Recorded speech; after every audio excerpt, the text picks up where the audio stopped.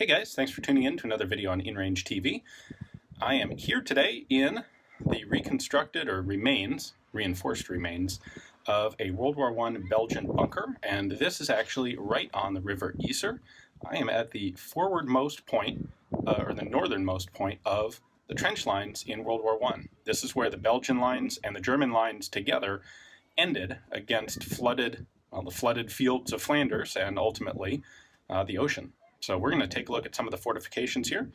In fact, I think what we're going to do is head from here. We're going to go straight over to the German bunker on the opposing side, and then we'll take a quick walk through no man's land to the Belgian lines, and then give you a little bit of a tour of the Belgian fortifications here.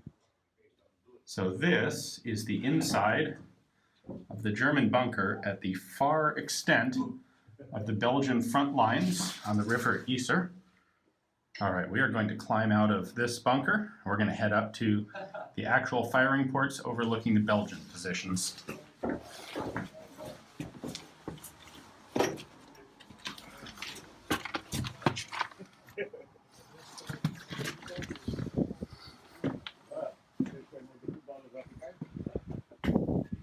This is what remains of the German bunker here at the very end of the line.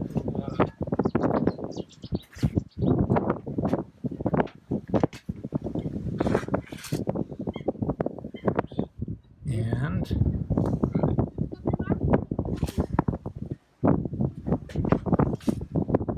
right down there is the Belgian position.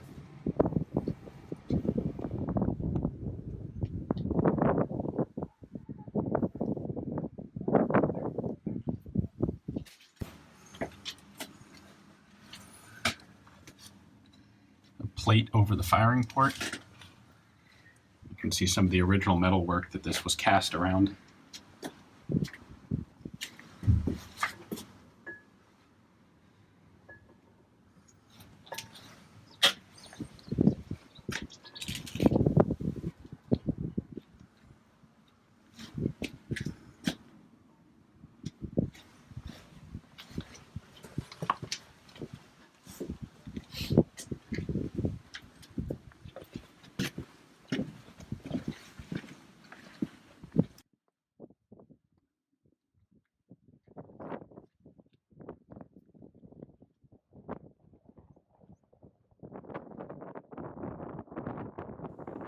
Alright, we're going to do some redubbing voiceover here because the wind noise was just abhorrent.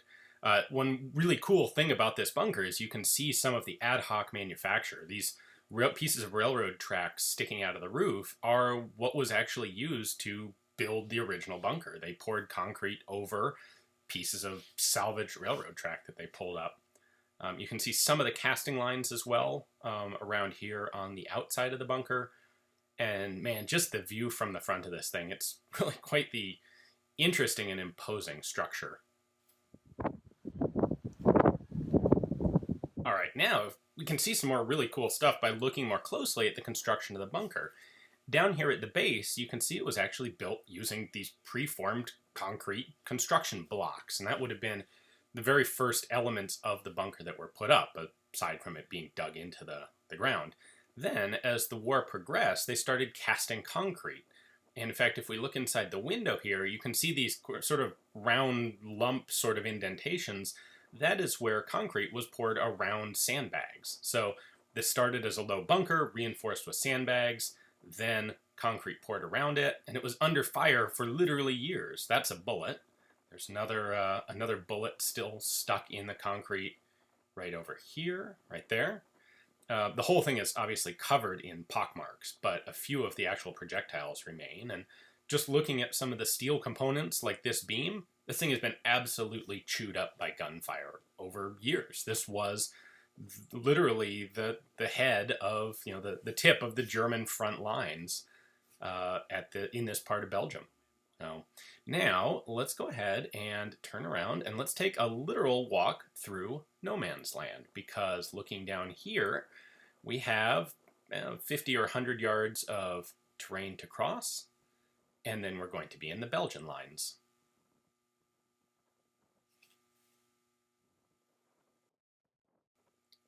This little pillar that you see here in front of us, this is actually one of a series of memorials or monuments that were put up by the Belgian government after the war. The top there, of course, is a Belgian the final line.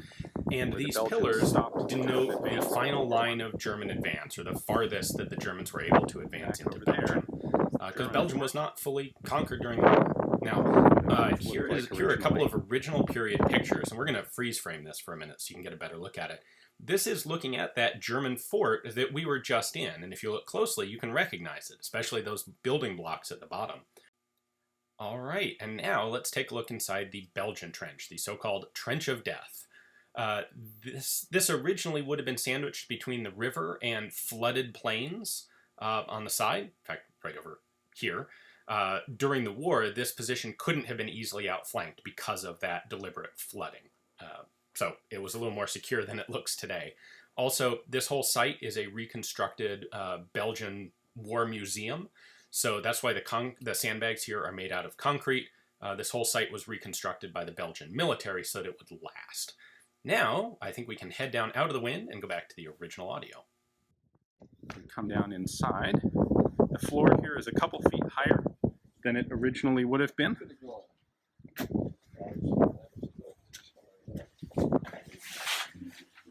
Front observation point.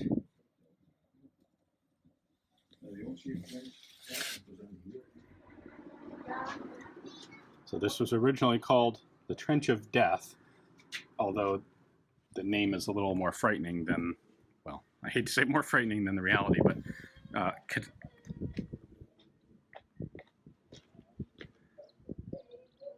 so these would have been, or are, firing ports on top, and then the larger square holes on the bottom are grenade ports.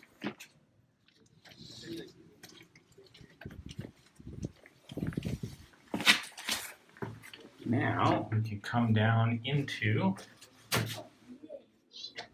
the inside of the bunker. Over here are the original firing ports, and then this was a hole for grenades. You could drop a grenade down there and it would roll into the main mousetrap courtyard in front, and you couldn't take return fire through those holes.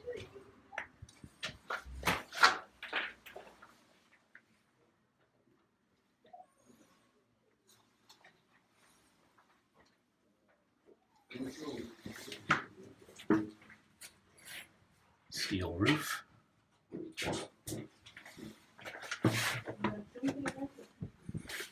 And then this puts us back into the main trench line. That is that.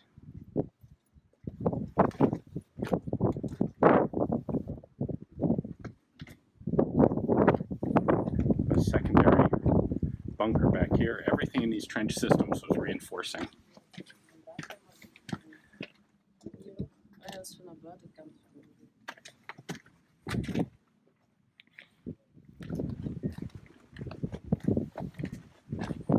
So again, these trench floors are a couple feet higher than they originally would have been. So the bunkers here, the doorways would have been deep enough to walk into.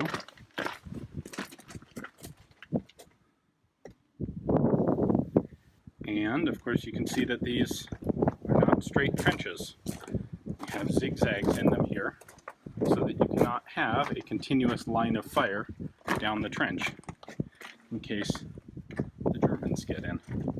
So the bunkers have firing ports. That port right down there to allow fire down the trench line in the direction of where the Germans would be coming should they take the trench.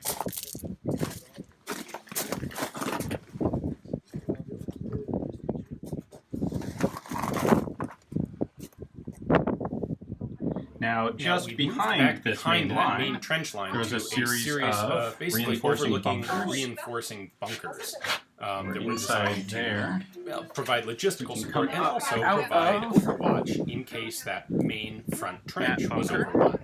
So if that puts us here, this is public, so there are other people wandering around. Now, looking up over the top of this trench, right there, you can see the long trench line that we were just in. So up here, you have observation over that. If the Germans do take it, they're at least going to have to keep their heads down, because in addition, we have a couple of machine gun emplacements that were located up here. So we're getting up on a little bit higher ground here.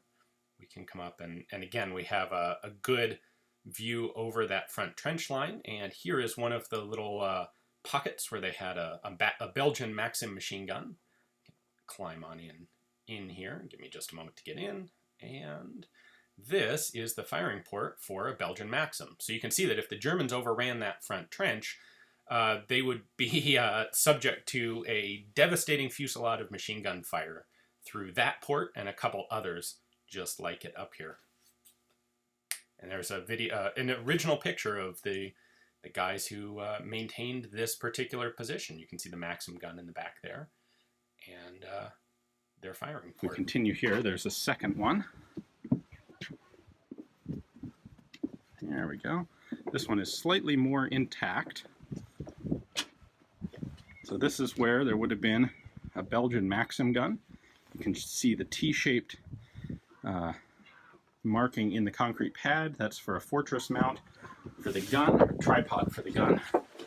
And then this is more like what the firing port would have looked like. A small firing port back here, but it extends into this big open funnel to allow coverage over the entire trench line, but very hard to shoot back into. Alright, here are a couple more emplacements. This one in particular has a really nicely preserved firing port. So this is basically a railroad tie that has had observation slits and firing ports cut in them. And the reason for that kind of oblong shape to the firing ports, there's another pair, is so that they would fit over the barrel jacket on an 1889 Belgian Mauser.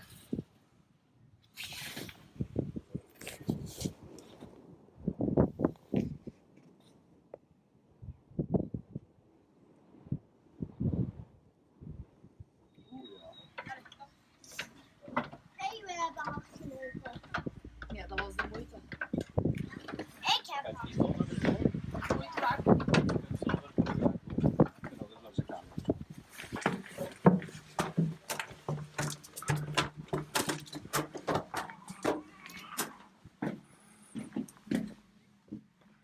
Well, thank you for watching, guys. I hope you enjoyed this brief tour of one tiny microcosm of the trench lines of World War I. If you did enjoy this, make sure to share the video with your friends, subscribe, and if you like seeing this sort of content, please do consider checking us out on Patreon. We are entirely a viewer-funded channel, and so it's your support that makes it possible for me to come here and bring this to you. Thanks for watching.